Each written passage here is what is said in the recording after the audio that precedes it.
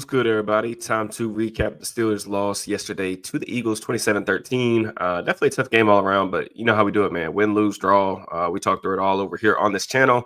Honestly, not really all that surprised by how yesterday played out or what all transpired.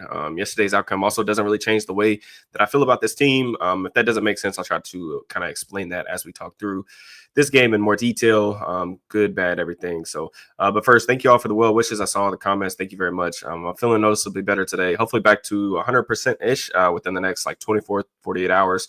If y'all guys would, hit that like button for me, subscribe, hit the bell for notifications, drop me a comment on how you guys feel about the game, how you guys feel about their chances like moving forward, as we get closer to the home stretch, the playoffs. And also, if you have any questions for me, I'll try to answer as many of those as I can. I really appreciate all that. This Eagles defense is balling. We talked about it in the preview, man. It's a really tough unit. They just clamped the Steelers yesterday offensively, point blank. There's nothing really other than that to say. 163 yards. I tweeted this stat out yesterday on my Twitter account, but 163 yards, their lowest total yardage output on offense since September of 2010 against the Titans. Pretty crazy, man. Almost 15 years. They started the game with 5 straight 3-and-outs. Usually not good. But if you just look at like the way that those third downs transpired, I thought that was a really big indicator of just like some of the struggles. 3rd and 7, 3rd and 8, 3rd and 10, 3rd and 18, 3rd and 18. Now the latter of those two third downs were due to penalties. I think a penalty and a sack maybe or something like that. But, they had penalties called on them. They had more penalties on them in the first quarter, 3, than they did have total yards, which was 2. It was just a debacle performance, honestly. Obviously, that's not good.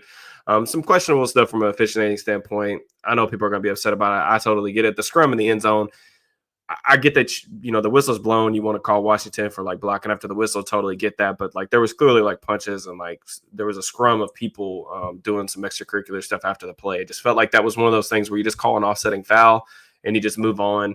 That penalty, 2 penalties go against the Steelers. They end up kicking a field goal, whatever. But they finally pieced the drive together. Really nice touchdown to Pat. I thought that was pretty sweet, motioning him over to be the new number 3 to the right side. He runs a really good route, kind of leans on the defender a little bit before breaking out, creating separation for himself. I like seeing him getting involved in the tight red zone area. Really nice, strong hands catch at the catch point, but he wasn't really all that involved afterwards because they didn't have that very many possessions after that point. But just beyond the slow starts, which I feel like on this channel, we've talked about this extensively, like basically every single week, aside from like the Cincinnati game, them just not converting those early turnovers, man, was like honestly really killer. And before the half, you get the ball in Philly territory and you go 3 and out again. Russ gets sacked from behind on second down. Nolan Smith beats Broderick Jones on the edge. And people hate me on Twitter for saying this all the time, but kicking field goals against good teams is just a killer. Like it's just a way to lose. Boz has been really reliable, but like him being on pace to set the NFL record for field goals is not a good thing. Like it's great that he's having a great season, but you don't want him on the field that much. And I really thought that them settling, getting 2 turnovers, you get the Mark Robinson forces the fumble on the punt.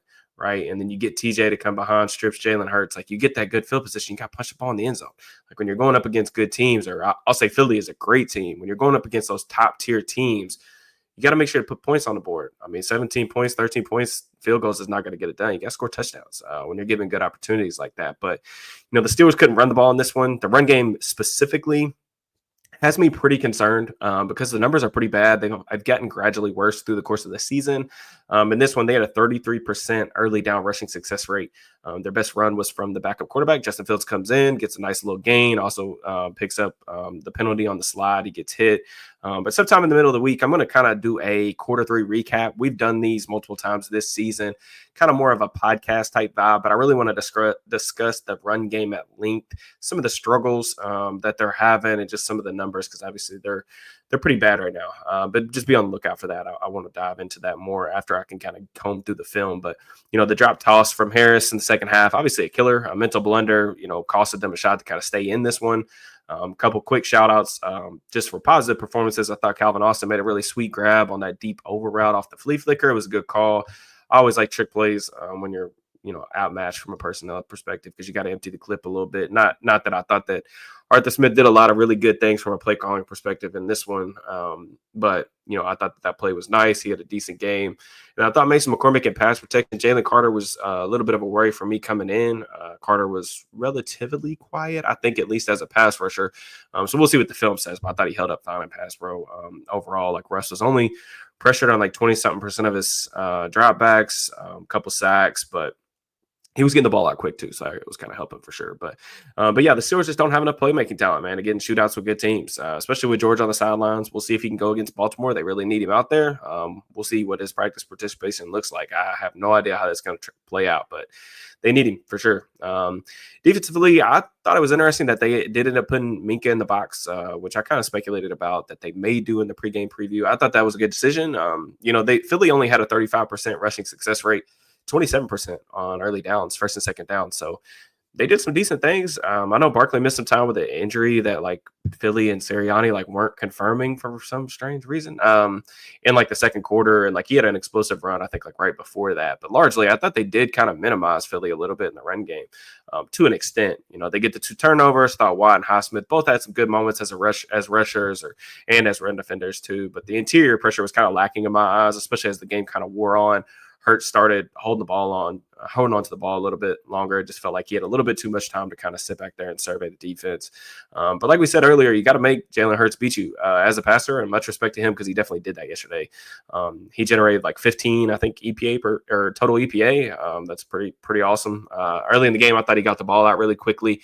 They were kind of attacking the Steelers with some quick passing game, get the ball out of his hands quick, neutralize the pass rush, but kind of like what we've seen a couple times this season, when the Steelers can't dominate like up front with their pass rush, Hurts is only pressured total on like 32% of his dropbacks yesterday. They can kind of be had a little bit on the back end. Dante Jackson, I really don't think he's been as good in coverage as I think most people probably believe because he's gotten some, we'll just call it like opportunistic interception opportunities. Steelers tried to put him on A.J. Brown in the first half. Brown got Porter a couple times too, for sure. That really wasn't a fair fight. Hopefully the injury for Jackson is minor. He's dealing with a back, but still need him back out there soon because he's still their best corner. But when you go up against these offenses that you have to pretty much dedicate 8 guys to the box, you're going to be leaving your corners outside and one-on-one on the perimeter, whether it was man or whether they're playing cover 3. It just looked like they didn't really have any answers. But I really thought like the worst part of the defensive performance yesterday, more than anything else, was just they missed 16 tackles. I think the point total could have been a little bit different if that didn't happen. I thought that was an uncharacteristic performance from them as a unit. You look at the numbers, man. They were like the best tackling team coming into this week. They missed 16 tackles yesterday, according to Pro Football Focus. It honestly felt like more than that. You think about a couple of those Kenneth Gainwell checkdowns that I think both of them were on third down, which turned into first downs.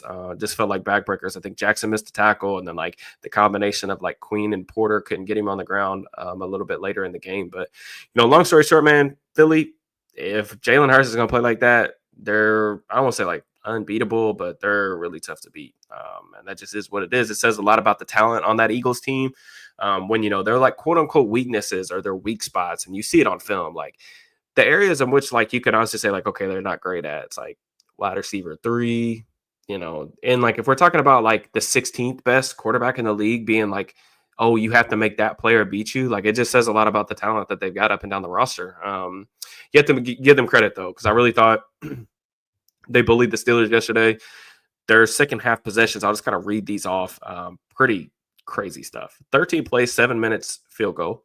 13 plays, 6 minutes touchdown.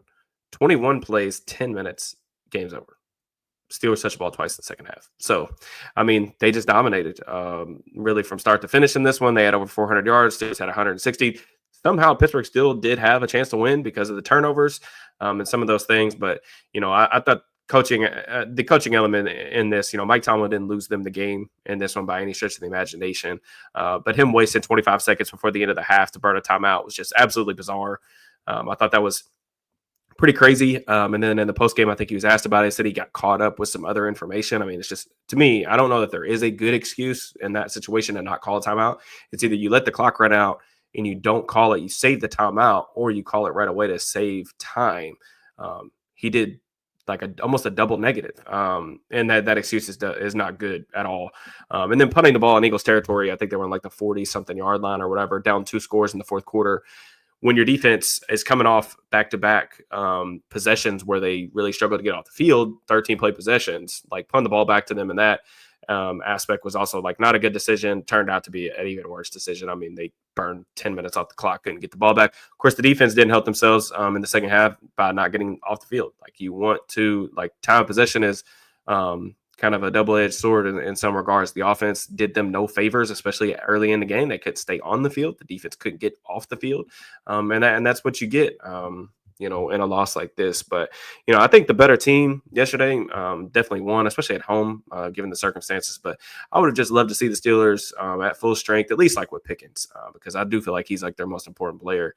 When I was going through the film, and like you guys can probably tell this when I do like the preview, but like when I'm watching film on the opponent and breaking down like some stuff that I want to highlight in the previews and stuff. I'm constantly going back to like, okay, what do they struggle against? Like the Eagles defense has been great, like pretty much against everything. They've been good against play action. They've been great against tight ends. They've been great against screens. So it's like, okay, well, like what matchups do the Steelers have? And it's like, the Steelers don't run the ball very effectively. The one thing that the Steelers do really well is push the ball down the field. Russ has created a ton of explosive plays. Well, the Eagles really good at preventing explosive plays. They kind of put keep a lid on the roof of the defense, and we saw that yesterday. Really, only like I think one explosive pass play or 2 explosive plays total for the Steelers, when they've been averaging like probably triple that throughout the time of the season. So, they just didn't have the matchup advantages yesterday. You just look out there. It just is what it is. And I think the Steelers are obviously a good team. They just clinched the playoff berth, by the way. So pretty good. That's always a good sign. But I'm just not really ready to declare them as contenders. And that was the case before yesterday's game. So I view kind of Philly as like one of the 3 or 4 best teams in the league. So I'm not really moved at all really by what transpired yesterday. It didn't change the way I feel. If you look at like the true contenders like in the league this year, I think I tweeted this out like a month ago. I don't feel any differently. I think it's Buffalo, it's Detroit, it's Kansas City, and it's Philly. I just think that those 2 teams, like the different ways that they can beat you, like you look at up and down the roster. I mean, this is an Eagles team that spent over $100 million in cash, more than the Steelers spent this offseason. So it's like they're all in on a Super Bowl window. And I'm not trying to make excuses. That's just the reality of like where the Steelers are right now in the landscape. I think this is a good team, but they've got work to do if they want to be considered a contender, at least in my eyes. So appreciate y'all kicking with me as always. We got a short week at the Ravens on Saturday for the AFC North crown. It's a huge game, y'all. Got to bounce back really quick. You got Saturday against Baltimore, and then also you get a quick turnaround. Have to play the Chiefs on Christmas. It's gonna be a rough 11-day stretch for the Steelers and some of these other teams that are playing. In these tight windows, we'll call it. But scheduling wise, probably like one film room this week. We'll do the midweek kind of podcast too. And then I will try to get the preview up on Friday at some point for you guys to have kind of a 24-hour kind of cycle or time frame to get that information if that's what you're looking for. As always, if you are looking for additional content from me, consider becoming a member to the channel. The link will be in the description. We did a film room last a couple of days ago, about a week ago, I guess, on Caleb Johnson, Iowa running back, who I really like. I think the Steelers will be pretty interested in come draft time. I'll continue to kind of pump some more film room stuff out, whether it be Steelers, also trying to give you guys your NFL draft fix if you're already kind of looking ahead, or one of those people like myself that kind of, draft is 12 months or year round type of thing. But I really appreciate, the continued support for the channel. Enjoy your week. Peace and love.